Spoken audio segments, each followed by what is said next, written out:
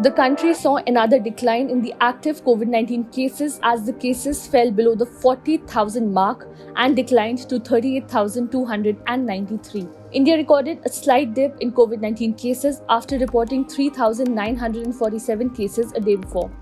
3,805 fresh COVID cases were added to the total tally of COVID-19 infections in the country on Friday. With this, the total number of COVID-19 cases jumped to 4,45,91,112.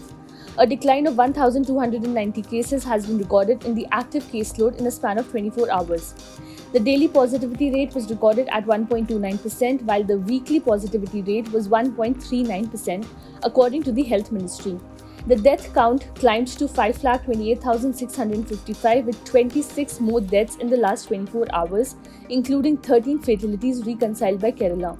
The active cases comprise 0.09% of the total infections, while the national COVID-19 recovery rate increased to 98.73%, the Health Ministry said.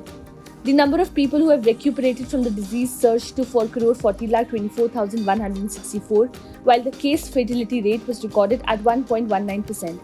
Under the nationwide vaccination drive of 218.68 crore total vaccine doses, 94.86 crore received second dose and 21.33 crore are precaution doses.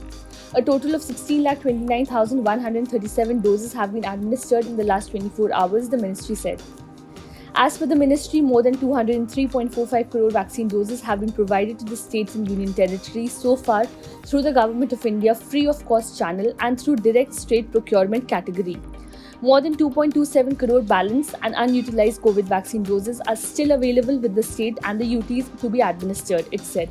Maharashtra on Friday recorded 459 new COVID-19 cases with 5 more deaths linked to the infection, which took the state's overall tally to 81,21,413 and the total toll to 1,48,343, an official said. On Thursday, the state had recorded 453 cases and 2 fatalities. Subscribe to One India channel and never miss an update.